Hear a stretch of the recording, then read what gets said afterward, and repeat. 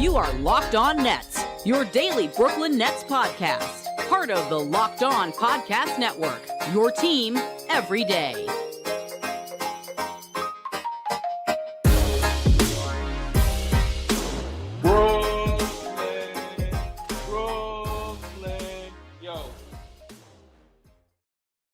Hey everybody, it is the Locked On Nets podcast, and this is a breaking news edition live on YouTube. You can hear it on the podcast feed later. I'm Adam Marmbrecht. He's Doug Norrie. No need to even bother with any of the pleasantries.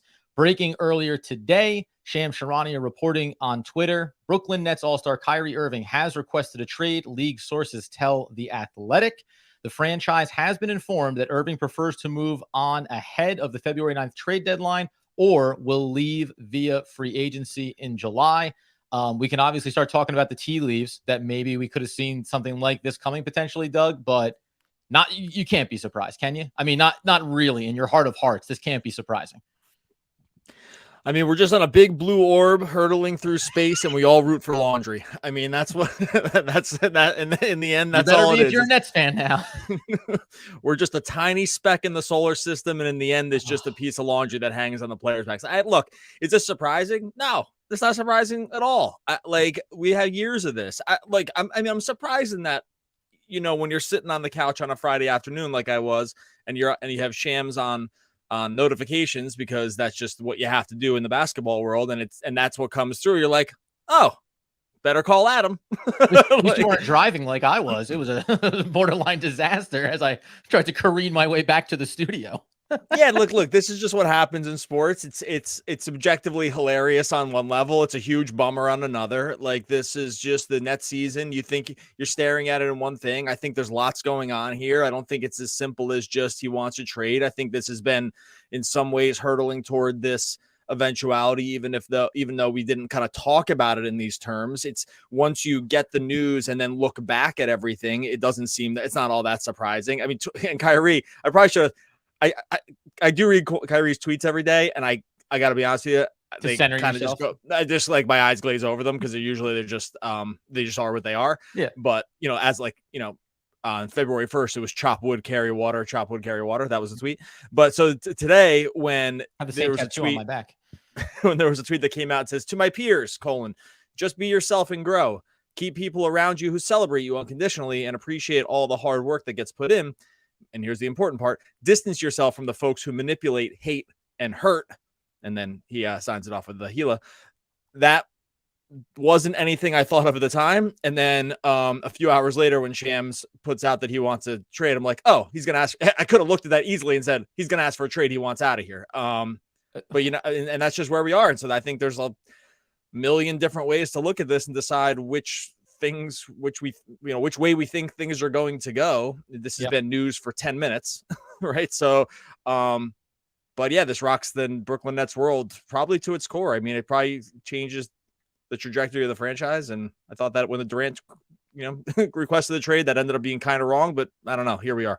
Yeah, it's interesting. So the other one, I think, when you talk about reading the tea leaves, a tweet like that in the morning from Kyrie, listen, sometimes you can read a lot of his tweets and try to dissect what it means, but remember, it was just last week where he said at the podium, wants to be in Brooklyn, wants it to make it his home, and therefore the ball is now in Brooklyn's court as far as the extension ahead of the offseason where he would become a free agent. And if you look at that one of two ways. Things were going good, right? I had the suspension at the start of the year. After that, he's just been there playing, been committed, all that good stuff. Kevin Durant out the injury right now. And you could say, hey, behind the scenes, things are going well. And this is just, maybe he's just making this public comment as we've been having discussions in good faith and we're going to get there. And I want to be here. I want to be a part of the Nets organization.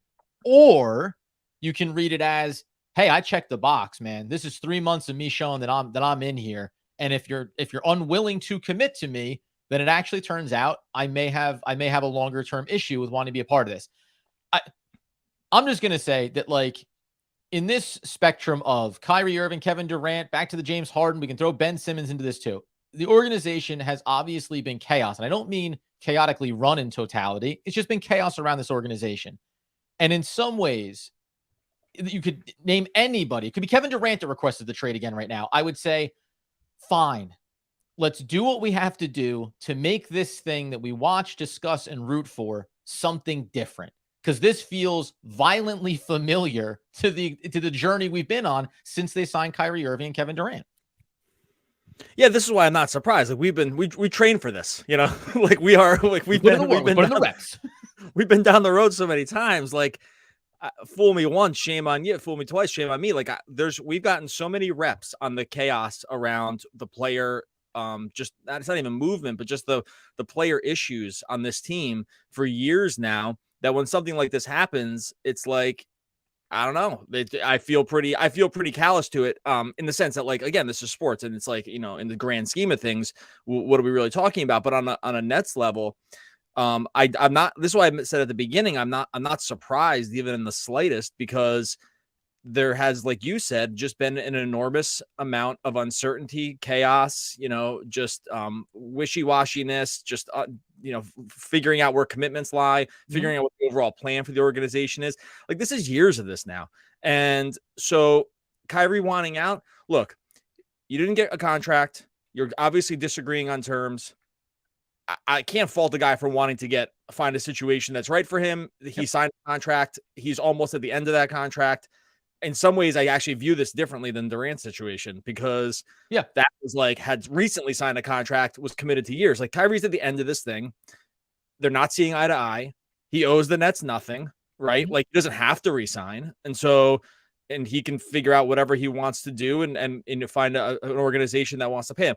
So on that sense, I'm just like, yeah, okay, that makes sense. And there's a world where, this happening now, prior to the deadline, we already know that the Nets losing Kyrie for nothing is actually bad, because they can't replace the money and stuff one for one. Getting possibly out ahead of it now and bringing something back could be the better of all worlds if he was just going to leave anyway, right? Like, in the offseason, you don't get to play it out. You don't get to see Kyrie. Excuse me. You don't get to see Kyrie. You don't get to figure out maybe what this version of the Nets could have become. Like, that's really sucks. But if I'm trying to go glass half full, it's like, okay, maybe the timing works out prior to the trade deadline. I don't know. I mean, we're going to talk about all the different ways this could go, but I think there's multiple ways to look at this, and I do not think this is comparable to the Durant situation in some ways.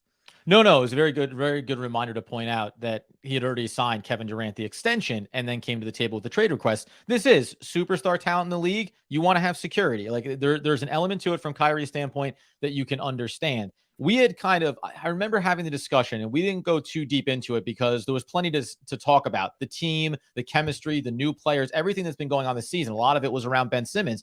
But there was a time when we briefly discussed on the podcast where I said, if you don't think that this is a championship level team, then the trade deadline and what goes on with Kyrie Irving actually does become very significant.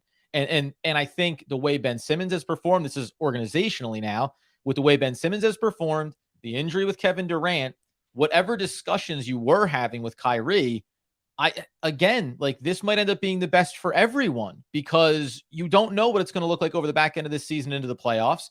And if you're Kyrie Irving, you ultimately want to get someplace that maybe not only security long-term, but also competing in the short term. So if we look at it from that standpoint, let's go back to that old, beautiful place that we call the City of Angels, Los Angeles, where once upon a time, the Russell Westbrook, Kyrie Irving, when it seemed like maybe Kevin Durant was going to have that trade request fulfilled, and then you want to start moving pieces, do you think that becomes maybe one of the most likely opportunities for the Brooklyn Nets to move Kyrie, to get back a player and a high contract that'll be off the books at the end of the year, and probably some draft capital along with it?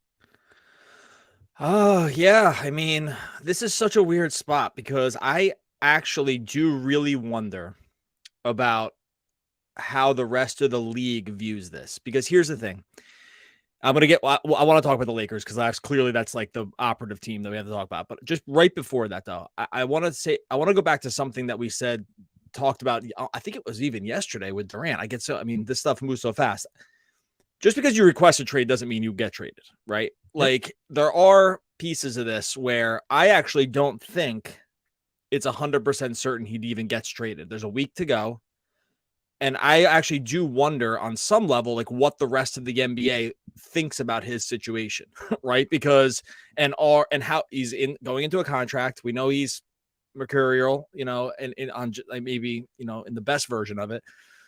So I do wonder actually what if the Nets would actually, excuse me, like stare this one down. Now, this is different than Durant because they had him under contract for a long time. Like, and they were like, hey, we got you for 3 years. Like, we'll figure this out. Harden. Like, This is James Harden. yeah. That's what this is. It's James Yeah, Harden. that's a better 2.0 comp. now. Yeah. We're doing this live, so I'm thinking on the fly here. No, but so am I. okay. It's only because you're talking that I'm so, okay. that So I'm I do stand by the part where I wonder how the rest of the league sees him in terms of value. It's almost definitely just a rental unless you like come to some kind of handshake agreement prior about an extension or on the current contract. There's a chance where he wouldn't be on your team going forward. Sometimes agents can work out this stuff ahead of time with other teams. Is like, hey, if we got traded to you, it's re-signing time, right? Like, and you can kind of back channel enough to sort of know that you're walking into everyone's walking into a safe place in terms of money. I mean, Kyrie is represented by I believe his stepmother. But I'm not sure like how connected that is. Like, I don't know if that's like as connected as some of these other agents are. Like, I just don't know how that works. So I think I do wonder about how the rest of the league views this. Usually in situations like this, you kind of know what it looks like out there in the landscape about what would be offered in terms of talking to other teams. Like, hey, would you make an offer? What would this look like? Things like that. After that, with the Lakers, it does seem logical. I wonder if the Lakers would view that as a huge risk too, because if they're sending off these picks, like it seems they've been very disinclined to send these picks out. It seems for other players, right? Like, because this is the sort of the last of their assets. Like they have these 2 future picks. They basically have nothing else on the books. You have to attach Russ. You have to attach the picks to Russ to make the money work. There's a lot going on here. I'm not fully convinced he gets traded. That does seem, at least to start, the most logical landing spot, just because like all the other stuff that's wrapped into it. But I'm just going on and on. But and I think it's fair. And by the way, if you're in on we may take a break just from the update and our thoughts on it and look into the comments and see where the fan base is right now. I was already seeing some things when we were getting started about being on two sides of how you feel about the request and whether or not it's the right, wrong, justified, not justified thing from Kyrie Irving. But can I just say one thing about that? Sure. You can do whatever you want. Like, request anything you want. Like, he's running out of a contract. They didn't agree. He kind of signaled this. I've been frustrated with Kyrie Irving, like sort of other stuff in the past, right? Like and we defended him a ton too. Like, I think that like we've been the full spectrum on Kyrie. This does not annoy me as like a fan, right? I think this is just sort of what happens. I'm not surprised. I think you feel differently, maybe. I don't know. Well, okay. So the one thing would be when it comes to the trade potentially and where the market is for him. I think what I will be curious to see is what are the Nets saying? Like, again, not the same situation, but when Kevin Durant requested it, they went to Kevin Durant and said, "Hey, listen, if we can find a suitor, yes, we'll do it. But guess what? You're too good. That's the problem here." I think the organization will view this differently for the reasons we said. In his contract year, could walk in free agency, have had, I'm labeling it as issues, and I'm not putting that on one side or the other, but there's been a lot of things, a lot of situations between Kyrie Irving and the organization. So I do wonder what is the floor of what the Nets are going to be willing to discuss from other teams, because that'll also indicate, to your point, if someone's saying it's going to be a rental, but the request is, and I'm saying this off the cuff, it's a first rounder and a couple of players. Like, if it was that low, well, guess what? That's a rental that a lot of teams would probably be interested in for Kyrie Irving for the back half of the season in a playoff run. If the Nets say we want 3-4 first round picks, I don't think that that's ever going to happen. And then Kyrie has to play out the remainder of this season. My concern in that regard is, unlike maybe like Kevin Durant, and I could be wrong on this, I think that Kyrie Irving, now having made the request, doesn't want to be a part of this organization anymore. Right. That's clear. Yeah. Right. So whether it's this offseason or it's at the trade deadline, he doesn't want to be here anymore. I do view him differently than I do Kevin Durant, who made the request, but once it came back around and the season started, that's it. I'm here. I'm under contract. I'm coming to play. I do view that a little. I view these players a little bit differently in terms of their personalities and what could end up being, well, if you're not going to trade me, then, and we've already seen this before, and it was about something, it was an outside influence that affected him with the city mandate, but he ended up losing money financially over the course of a season for missing time. He might do that again over the back half of this season. So now you could be facing having a team that doesn't have Kyrie Irving no matter what you do, trade him or not trade him. And at that point, I think organizationally they have to consider what is the best possible outcome for a potentially bad situation right now. My personal opinion on Kyrie would just be, I love him as a basketball player. I respect that he has his own opinions and perspectives about what he wants to do personally. I don't judge him for any of that stuff. However, I can make the case that the organization has done a pretty good job of trying to stay trying to keep with him, trying to ride out some of the difficult stuff, including things that nobody had control over. And it would feel like this is Kyrie Irving not necessarily saying, hey, man, we're back on good footing, and I'm going to put faith in you that I'll get rewarded this offseason with a contract. I think we talked about this very early in the offseason when the Kevin Durant stuff was still happening, where I said, hey, play this season out, show that you're back in, you want to be a part of this, great, and we're going to reward you because we have Kevin Durant, and this makes the most sense. It's our best chance to win. And Kyrie Irving not being willing to get through this season, that is a little frustrating. Like, just from a purely fan perspective, it's frustrating to have a guy who says, like, hey, if I'm not getting paid today, then I'm not here to play tomorrow. Oh yeah. From a fan perspective, this really sucks. It sucks because it submarines the Nets title hopes. If you were holding on to those pieces as like a title team, because if they could realize the best version of themselves, for sure that ends this discussion pretty much right now. Like, I think like you'd have to like take them. They're not going to be title contenders. I don't think they're never going to get Kyrie Irving's talent level back for sure. Like, and so I don't think, go ahead. No, here's one other thing that I thought was interesting too about this, because you just mentioned about title contenders and saying, you said earlier, never getting to fully see what this team could have been. Correct. We did. Like, this is what this is. Like, this is what it looks like. Oh, I see. To sign Kyrie Irving and to get Kevin Durant and then to swing with James Harden and then to get Ben Simmons. Like, it's been enough. It's been enough years. And this, by the way, it includes the organization. It includes Sean Marks. It includes Joe Tsai. This is what this version of the Brooklyn Nets, this is it. It's a dysfunctional operation that sometimes makes it into the playoffs, maybe wins a playoff series, maybe gets swept. And there's a lot of factors, injuries and otherwise, that seemingly are always going to be a part of what goes on when you have this collection of players. So in that sense, now that the request has been made, I do look at it as, hey, let's take this as an opportunity to come up for air from what has been a mess over these last handful of seasons. And by the way, that's for everybody. Let's get Kyrie somewhere where he can win a championship. Maybe it's LA. Let's give ourselves some breathing room. And that does take me to the next, okay, here's the most important things. Does Kyrie Irving's trade request impact Kevin Durant? That's the first biggest question here. Is this a direct one-to-one at all? It seemed like these guys were separated in terms of accomplishing their personal goals versus being committed to always playing together. So I don't think that this request means that now wait another 24 hours and Kevin Durant makes the request. Not going to rule it out, but there's that question. And then there's the organization question now of, if you can move Kyrie, does it behoove you to try to take pennies on the dollar for a Ben Simmons? Because now you are into, how do we clear as much money off the books so we actually have financial freedom when it comes to the offseason if we can hold on to Kevin Durant? Yeah, this is going to be what we talk about almost exclusively here for the next week.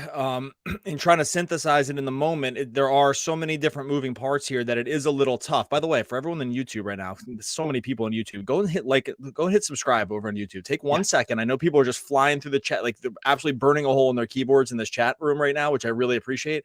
Take 1 second and hit subscribe to Locked On Nets YouTube. It's right there. It's super free. And it's the easiest way you can help us. So do that right now. Yeah, I think that there's so much to synthesize here around what's actually happening with this team that I actually think in some ways a week might not be enough to do it. Right? Like there's not, and these guys can work hard and you can figure out, you remember, it takes other teams to sort of realize this stuff too, right? Like I already think that the list of suitors, even in the best of worlds for Kyrie, is probably actually pretty short here. Like, I don't think there's a ton of teams that could talk themselves into it. When it comes to Simmons, I think that list is also short and the value's low. I mean, he's already been ruled out of Saturday's game for knee soreness. So like he's hurt going into trade deadline, which is the worst possible situation if you're trying to trade somebody, like to have them not playing. We saw this happen with Miles Turner last year. Like, if the guy's hurt and it's at the trade deadline, like what can you do really? Teams are going to be really reticent to trade for a hurt player in the best of worlds. And and I think we can agree that the Simmons situation is far from the best world that you're going with him. So I think the Nets are in a really peculiar spot where trying to evaluate all the moving pieces that they have on this team right now. I think what's very clear from this situation, and this, undoes the last 2 episodes that we've done about the trade deadline and thinking about the pieces. I think what it does in the short term is that makes you at least minimum as a team reevaluate your championship pedigree, and therefore reevaluate sending off future assets at the trade deadline. I think that's fully off the table. Oh yeah. Right. Yeah, that's a really good point to bring up. I think the part where we were, going back and forth in the Gary Trents and Josh Harts of the world about whether they were needle movers and what, again, life podcast and life comes at you fast, man. But do go enjoy that episode. It was yesterday. Shams has another update, which I'm going to read here. And Shams just came through with another update. So I'll read this in a second. But I think at least the part where you are thinking about sending off those future picks, of which they don't have too many, I think like you can if you're Sean Marks now, you can really sleep fine at night knowing that you're not sending these off, right? Like you're not going to be a championship contender. If that's going to be the case, you cannot mortgage any more future, any future assets, any future pieces, just because you're not in that space. So I think from that standpoint, it makes things pretty easy. I'll read the Shams thing. It says Nets recently offered Kyrie Irving an extension with guarantee stipulations. Sources tell Shams. Sources said the offer, which was declined, was not well received. So I'm gonna. And when we talked about it in the offseason, because we talked about extension back then and saying we wouldn't be surprised if it was a both and, right, years with some things on there, guaranteed games played, etc. I can understand why you don't like it if you're the player, if you're Kyrie Irving, and I can totally understand why the Brooklyn Nets would want those things to be in place. Yeah. I don't, there's not a lot of other contracts out there that have these guaranteed, markers that they have to hit and stuff. I know why a player would not want to sign those things. I get it. From a union and labor strictly perspective, like you really need to be hard pressed to sign into those things because there's just too many things that can come up that can be problematic when it comes to getting paid. So I totally understand why a player would not want to sign contracts with a bunch of other asterisks on it around like playing time and stuff like that, because I don't know, life is weird. At the same time, I understand why the Nets might want to lock in some floor on the playing time because the dude hasn't played a lot. So I get sort of both sides with that. And I can see why they wouldn't be on the same page. I suspect other teams are going to have the same sort of questions around signing him for a long term. I don't think that's a Nets exclusive thing. Like, I don't think that only the Nets are going to be in the, head scratching part of like, how much can we trust this situation if we sign you? So I do suspect from a negotiation standpoint, Kyrie runs into something similar later on down the line as a free agent. I mean, clearly he'll get offers. I think that's the talent is just, unquestionable. So I think that there's going to be offers. How fruitful those offers are, if they have the same sort of want some of the same downside language into it, I wouldn't be shocked. But I think from the Nets trade standpoint, like I said, I think we can very much agree that no first rounders are going out here now, probably, right? Like no future firsts. Oh, in terms of Nets making other moves. Yeah, I'm just rewinding pre-Shams thing. So I think that we can pretty much agree on. I would say that like if I'm looking really fast at the teams. Let's just do this. I have a couple. Experiment. Yeah. Okay. So go ahead. Cause I have a list of basically, and the list is really short, like teams that would even consider it. Right. Like let's just start there. Like forget if they have the pieces to send back. Forget if they have are able to agree on compensation. How many teams would even consider this trade right now? He's a free agent. He's how old is Kyrie? 33? 30. I should know this off the top of my head. Yeah. I think he's a little bit younger. I'll pull that up. 30, my bad. Okay, yeah. Okay, 30 years old. We know some of the past stuff. He's going into a contract year. What teams do you think would even consider this trade? Like, because some teams won't even pick up the phone, right? Like, because they're not sending, they either don't have the contracts to match and they're never sending out a future asset for it, right? Like, so I think we can lop off. Go ahead. Yeah. So let's look I'm going to start by looking in the Western Conference where, just staying out of the Eastern Conference, et cetera. Okay. We already said the Lakers. I believe the Clippers are in the camp of a team that would definitely make this move because you can afford to keep Kawhi and PG and send back players and whatever. And they have some contracts that kind of match up. I agree with the Clippers. So we got Lakers, Clippers. I have mentioned this previously in these discussions. I wouldn't take the Dallas Mavericks entirely out of it. A Spencer Dinwiddie, they want to get off Christian Wood. There's something maybe there. I don't doesn't have to be ironclad. And maybe it's funny, a team you never would have thought of, but maybe the Kings, because they're having an oddly successful season and they actually could make a bit of a statement in the Western Conference this year if they added a talent like that. I'll stop there and see if you had other ones. Okay, I disagree with the Kings because they have Fox, and I just don't think that. And I think it'd be weird to kind of blow that team up, and that's not a match. So I'm for my own list. I'm gonna take the Kings off. Okay. I agree with you on the Lakers. I agree with you on the Clippers. I think like the Suns are interesting with Chris Paul. Like Chris Paul kind of headed toward the pasture here. Like they are looking to reset the franchise. They have a new owner. I think it's unlikely, but I will put them on at least on the. It's not completely out of the realm, a possibility. Let me just go through. Actually, it might be easier actually going through the Western Conference and just telling you the teams that would have no interest, right? Yeah. Nuggets, no. Grizzlies, no. Kings, maybe. You think yes, I think no. It doesn't. I mean, let's just call that a maybe. Dallas, maybe. Clippers, I think they would. Timberwolves, no. Although D'Angelo Russell for Kyrie, if you want to do something, but that one gets weird, and they're out of a ton of draft picks, and they think they can just swap things around. We'll put them on the maybes. I don't know. Suns, maybe. Jazz, no. Warriors, no. Pelicans, no. Blazers, no. And then the bottom of the group, definitely not. Thunder, Spurs, and Rockets. So, it's and I will be honest with you. Even with these like maybes, you have to tell yourself a real story. Like it's it's not. Let's push the yeah. By the way, when we say maybe, that's like 70. Maybe it's like a no. Maybe it's like a no, but I want to have more than one team. Yeah. So I want.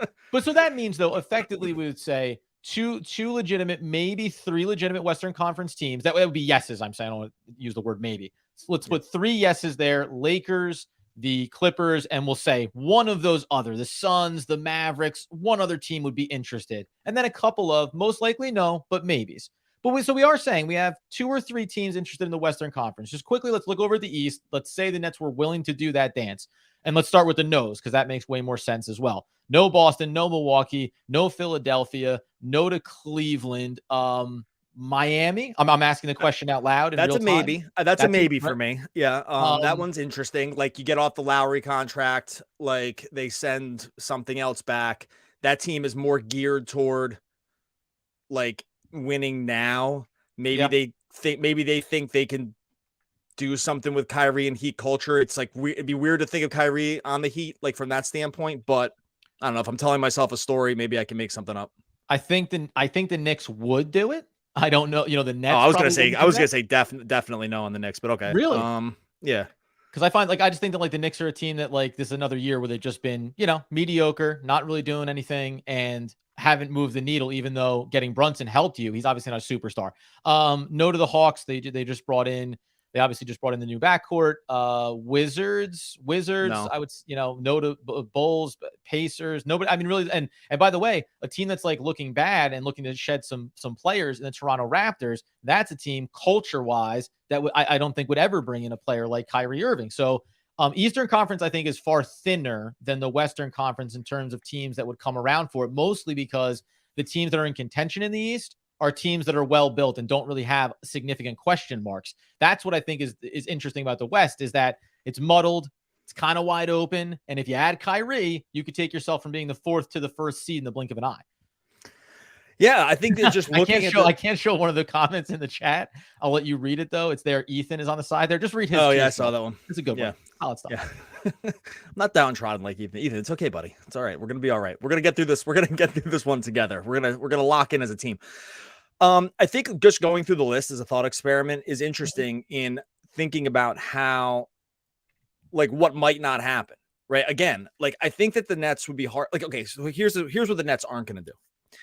The Nets are not going to attach any of their current assets to get off the contract, right? So like they're not going to they're going to want to bring something back in or just like look to a sign and trade in the offseason, right? Like I think they'd be fine standing pat here. Like I think there's a world where this doesn't happen, or like they call the bluff here and they actually do agree on an extension. This could be look, they've already called the bluff on one trade. Like they have it in there. They can have a staring contest with players like that. They've proven that one, at least. They didn't with Harden. Kind of wish they had a little bit, but they didn't. They definitely did with Durant. I think that this is not an organization, for better or worse, that gets is flappable in these situations. I think they actually will like just stay the course about whatever they think is the best thing. And I think there is a world where they're like, hey, nothing came. We're not just trading you for like 2 random players and nothing. Like, you're under contract here. We were 5th in, championship odds a week ago or whatever. Like, I think that there is a world where this goes through Thursday and nothing happens. I do think, like, in the difference of, you mentioned this was the Harden situation. I actually think this is a little different than the Harden situation, because the Harden situation was, I think they still thought there was like a chance of the playoffs here. I think they still thought there was like a future that was going to be kind of like they could shape it around the KD and Kyrie thing, right? I think losing Kyrie now changes some of those future plans around KD. I think it's going to be much harder to tell yourself a championship story now. So I actually think that I don't know if it's panic, but like the part where with Harden last year was like, hey, they got to get him out of here. Going to lose him for nothing. Like, they're going to, and this team still have Kyrie. This team can still win. They still had those 2 other guys. Like, they still had the 2 other guys. And if you're like, hey, we get Simmons in and he's actually healthy, we can win a championship. Again, sort of like not sending the draft picks out. You can no longer tell yourself that story. So therefore, I actually don't think it's the same sort of panic move. Now, they're going to lose them, and there's a chance they lose them for nothing here. And that is a problem.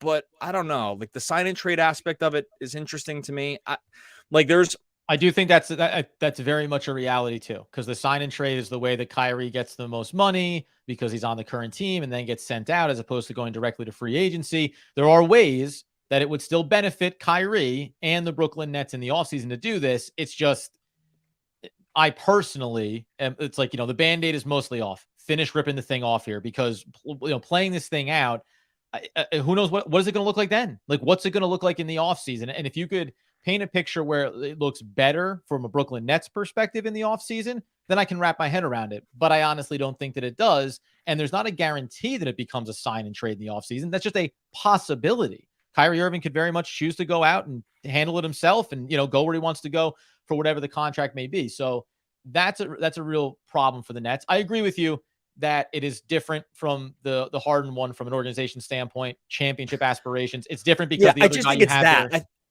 And by the way, with Ben Simmons, it's also a problem, right? Because with Ben Simmons, totally. Here's the other thing. If Ben Simmons looked like 80% of the player that he is at his best, then you'd also feel differently about this, because you could tell yourself a different story about Kevin Durant, Ben Simmons, and some other players and making some additional moves. So that's, I think, a big factor in this too, is like, it's also, we were, ruminating on, would the Nets, if they could, try to move off of Ben Simmons? Maybe, because it's another $30+ million contract on your books for multiple seasons. So yeah, I think it gets late early. If this Kyrie trade goes through, I don't think Durant would necessarily go immediately, but I wouldn't be shocked if in the offseason they start to revisit it. And we talked about this, I don't know what it was around when we were having these discussions, but you had said the line, it was, hey, the Nets could be staring down irrelevancy for 4 or 5 years if things really go off the rails. And this is one half of the train is up off the rail, and potentially you could end up saying, like, we may be blowing this thing up very quickly. I think their saving grace that you mentioned earlier is there's not a ton of time before the deadline. It's hard for teams to scramble and sort these things out in 4 days. Yeah, I was just, don't worry, buddy. I was scrambling right now trying to put a trade package together. Well, I can tell you right now, like, because the one thing I want to ask you, well, I just hit these couple, because I mentioned these couple of teams. So I'll say the Dallas Mavericks one, just to let you know that the money works. Spencer Dinwiddie, Christian Wood, those guys combined for $34 million. You could think about picks or whatever. Boom, you bring back a guy, obviously been with the organization. You don't love Christian Wood, but it's only a 1-year deal. And you clear that money away, only 1 more year on Spencer Dinwiddie. And you know that he can come in and play point guard, and he can be a scorer for you. He could actually be effective alongside Kevin Durant. The other one, we talked about the Clippers. Now, I threw in different names in here, but Jackson, Covington, Powell, those guys give you up over almost $40 million there, and you don't even maybe need to worry as much about the picks in that scenario because you feel like you maybe have some viable bodies there. I don't think you're going to be looking at young players from other teams. The Lakers one is pretty 1-to-1. It's the Russell Westbrook and some other things to make the numbers line up. Maybe you send Seth Curry with them as well, and then you end up getting as much capital back as you can from the Lakers. Do you have? You'd have to take the picks back because I think the money gets a little weird with that one, right? Because I don't think they can go Westbrook for him straight up. Let me just look real quick. No, they can't. So you have to adding in Seth Curry. Should pretty much get that one done. Yeah, see that, and that's such a beat because it's like we're sending guys out to get rid of Kyrie. Like that one is like that's a really pretty tough pill to swallow, right? Like because what we're definitely going to end up talking about. What we'll end up talking about next week for sure, because we're recording this Friday afternoon, and like this will go up as a bonus podcast. What we will probably end up talking about leading into the trade deadline is like how much of a seller they should be. Like, should this put Durant on the table? Probably not. But like, no, but you know, man, I hate yeah. Oh man, this gets ugly really, really quickly as far as like guys that you like that you suddenly go, well, if we're not in champion contention, not even this year, but going forward.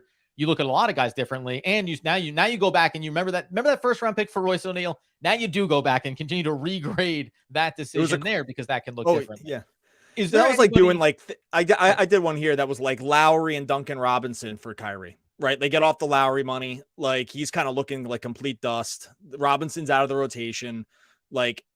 You get and you take a pick, and you take a pick back, and like you take like Miami's first round pick this coming year because it's going to be bad because they're going to be a good team and they're going to finish at the bottom of the Eastern Conference or the top of the Eastern Conference, so it's going to be like a very very late first round pick, right?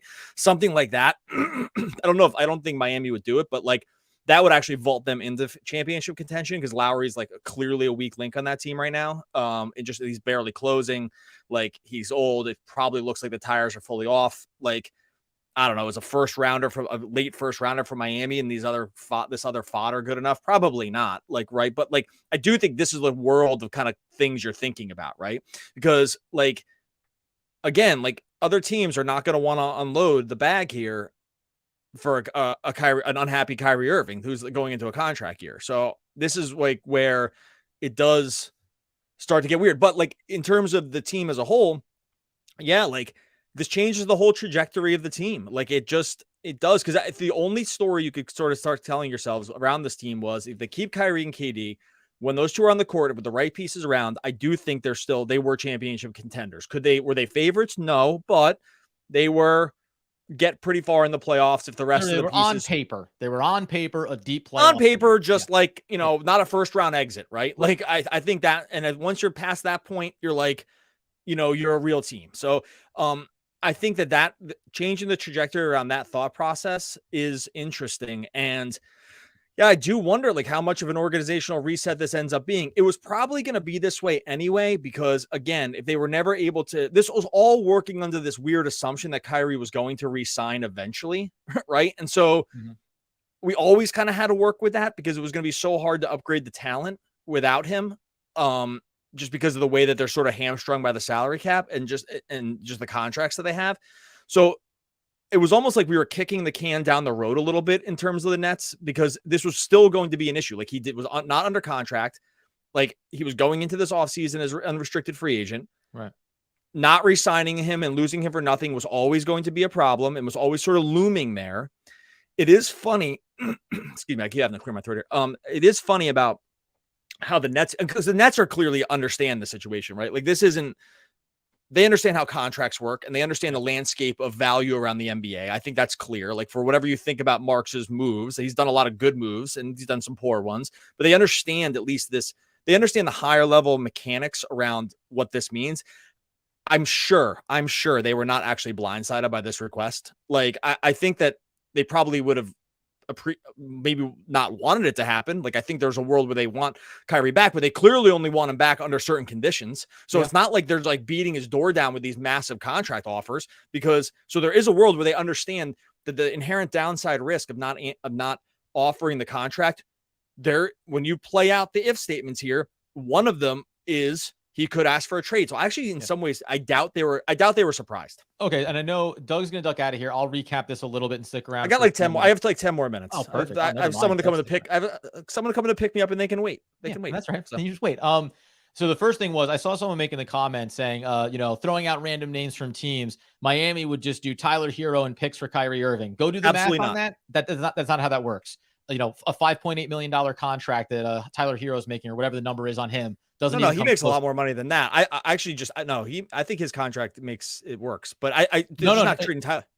Yeah, not at least over, according to over on some of these trade machines, whatever his number is right now. He has Oh a no, because 5 year. it's fine because it's a non-guaranteed this year, but then he makes 27 next year. They signed him to a massive deal through 27. They're not trading Tyler Hero. Right. Like that was the more big point there. It was that he signed an extension that locked in the money for this year at a base level, and then it escalates in a huge 5x's next year. So they're not doing that. Okay, so there's one other question I want to ask, and that's about if we look across the NBA landscape and think of any other relatively high level player that's making big money that you say is disgruntled with his situation to a high enough level where you can think about that kind of one-to-one and bringing back somebody. But the other one I want to just throw out, because you mentioned the Phoenix Suns, I'm just you have Crowder, who they're talking about trying to find a landing spot for him.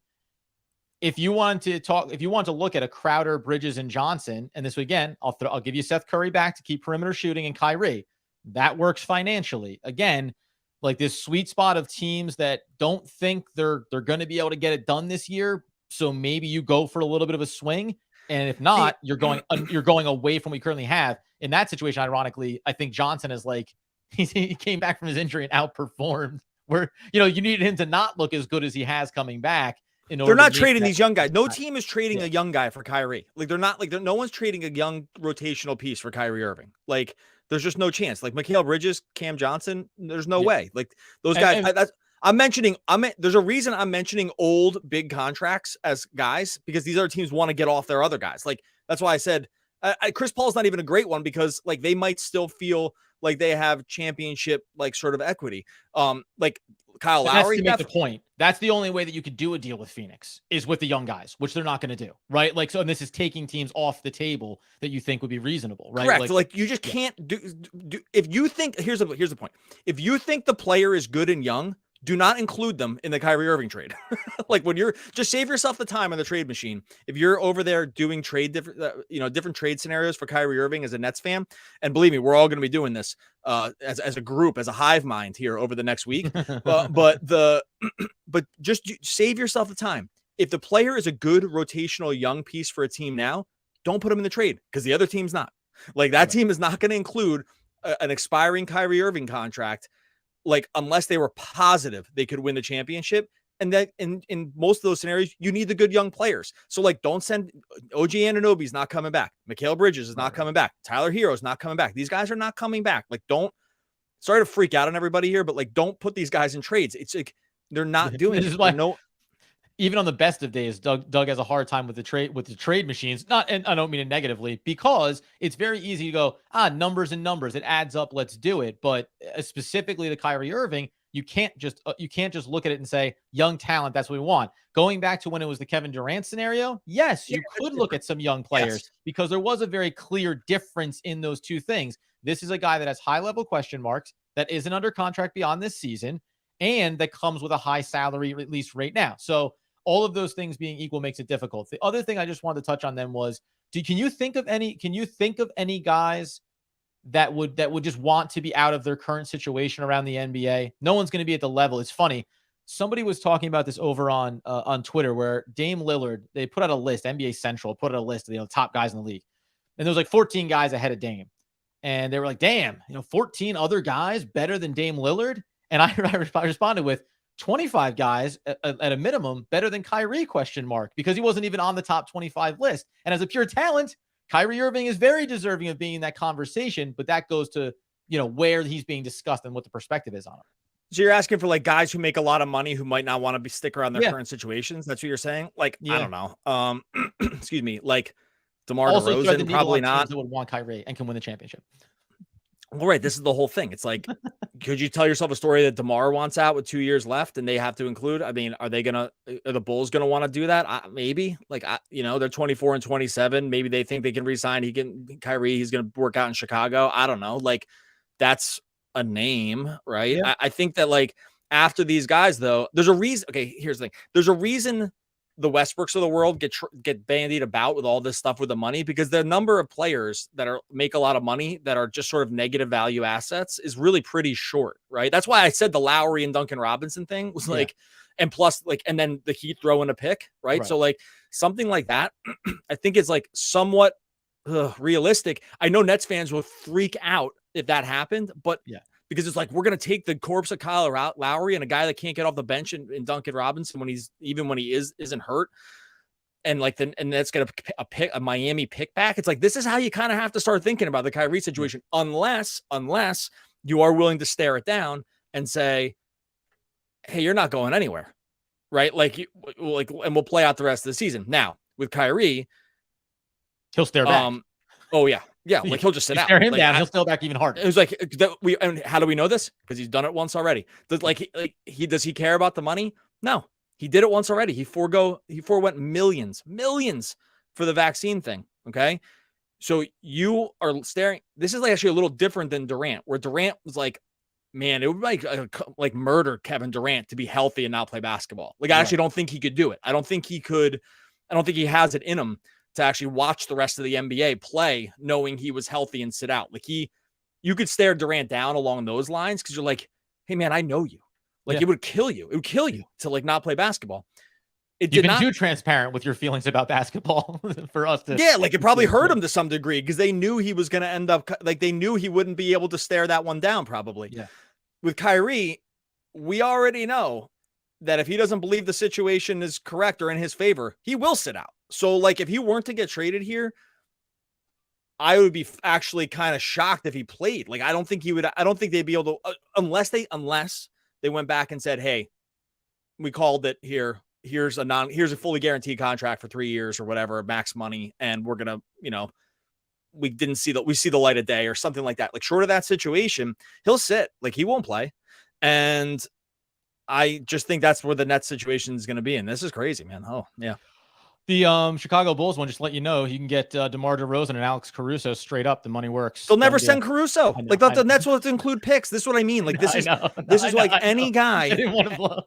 I knew if I just threw my that head almost there, popped off. it would make like the hat blows off the top of Doug's head. Because but anyway, that being the case, God, this is almost painful. I may stick around for a couple. I wish I hadn't made plans. I made plans to leave at 3:15 today. I'm pushing it all the way to and I got to change. I'm going out to dinner. Someone's picking me up because we're going like kind of far away. It's a whole thing. I'm explaining this to you as to why. Believe me. And the good news is the people that are picking me up have never seen a sporting event in their life, so there's no risk that they're going to see this. I would happily sit here for like the next 2 hours and talk about this. I'd much rather do this than whatever, fugazi conversation we're going to have over dinner later on tonight's going to be. But that I do have to jump off here pretty soon here. Yeah, so we're going to take a brief pause. I'll come back in. I'll just reiterate what we discussed here today. Stick around for a little bit more, and we'll get into the comments. There's like things coming so fast and furious. I want to highlight. Yeah. By the way, it kills me here because like this is easily the most people we've ever had in one YouTube stream. We're pushing 1,000 people in at a time. Like that's, I get that there's so many people around here, and people have been flying through questions. I would love to be able to kick this can down the road a little bit, because I think this is massive news. Like this is going to be. If anyone thinks, I'll tell you right now, if anyone thinks I'm paying attention at dinner tonight, they got another thing coming. It's gonna be a life spent on Twitter. And you know what? When they showed the pearly gates, I know St. Peter at the pearly gates wants to see what your Twitter game was like. So I'm not worried about this, and like from a long-term perspective.